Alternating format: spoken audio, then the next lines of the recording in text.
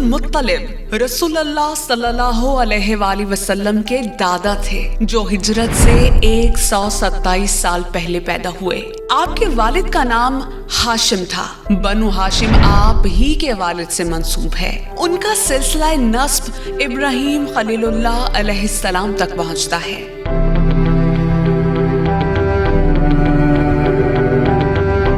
آپ کی والدہ کا نام سلمہ تھا جن کا تعلق بنو نجار سے تھا۔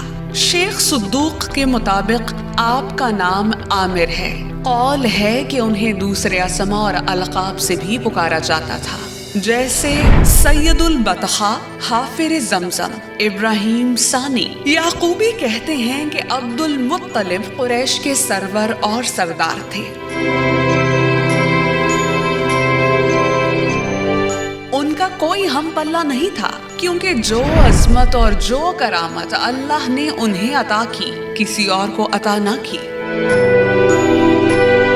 حضرت ابو طالب اس سلسلے میں فرماتے ہیں کہ جب سخاوت مند بخل کا راستہ اپناتے ہیں، ہم لوگوں کو اس قدر کھانا کھلاتے ہیں کہ پرندے بھی اضافی طعام سے پیٹ بھر لیتے ہیں۔ یعقوبی اپنی سند سے رسول خدا صلی اللہ علیہ وآلہ وسلم سے روایت کرتے ہیں کہ آپ نے فرمایا، خداوند متعال میرے جد امجد عبد المطلب کو تنہا پیغمبروں کے چہرے اور بادشاہوں کی ہیبت دے کر محشور کرے گا۔ دینی اور مقامی روایات کے مطابق مکہ پر ابرہہ کے حملے کا واقعہ، جو اصحاب فیل کے حملے کے نام سے مشہور ہے، عبد المطلب کے زمانے میں رونما ہوا۔ ابرہہ نے یمن سے ایک لشکر لے کر مکہ پر حملہ کیا۔ ابرہہ کے لشکر والے قریش کے اونٹ چوری کر کے لے گئے۔ عبد المطلب اور ابرہہ کے درمیان ملاقات ہوئی۔ عبد المطلب نے صرف اپنے اونٹوں کی واپسی کا مطالبہ کیا۔ ابرہہ نے کہا کہ میں نے گمان کیا کہ تم کعبہ کے بارے میں گفتگو کرنے آئے ہو۔ عبد المطلب نے کہا کہ میں اپنے اونٹوں کا مالک ہوں اور اس گھر کا اپنا مالک ہے جس کی حفاظت وہ خود کرے گا۔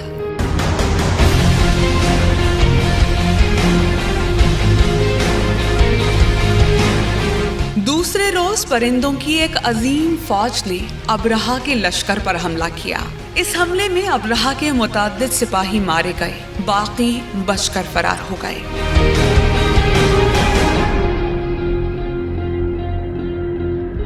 شیخ صدوق نے امام صادق سے نقل کیا کہ پیغمبر اسلام صلی اللہ علیہ وآلہ وسلم نے امام علی علیہ السلام سے مخاطب ہو کر فرمایا، عبد المطلب نے کبھی بھی بتوں کی پوجا نہیں کی، اور وہ کہا کرتے تھے کہ میں اپنے باپ ابراہیم خلیل اللہ کے دین پر ہوں۔ یعقوبی لکھتے ہیں کہ عبد المطلب نے ایسی سنتوں کی بنیاد رکھی کہ جنہیں خود رسول خدا نے بھی نافذ کیا، جیسے نذر کی افادیت کے لیے 100 اونٹوں کا تعین، محرم کے ساتھ نکاح کی ممانعت، چھت کے راستے گھروں میں داخلے کی ممانعت، چور کا ہاتھ کاٹ دینا، بیٹیوں کے قتل کی نفی، مباہلہ، شراب کو حرام قرار دینا، زنا کو حرام قرار دینا، اور زانی اور زانیہ پر حد کا نفاذ، برہنگی کی حالت میں طواف کی ممانعت، مہمان کی تکریم، پاک اور جائز اموال میں سے حج کے اخراجات کی ادائیگی، حرم مہینوں کی تعظیم، ریا اور منافقت کی نفی۔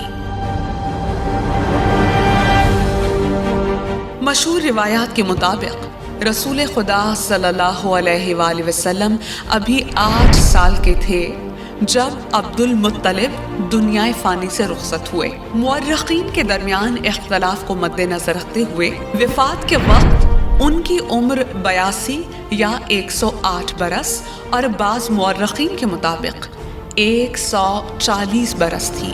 ام ایمن سے منقول ہے کہ رسول خدا صلی اللہ علیہ وآلہ وسلم اپنے دادا عبد المطلب کے جنازے کے پیچھے پیچھے چلتے رہے اور روتے رہے، حتیٰ کہ ان کی میت کو مقبرہ ہجون میں ان کے جد امجد قصی بن کلاب کے پہلو میں سپرد خاک کر دیا گیا۔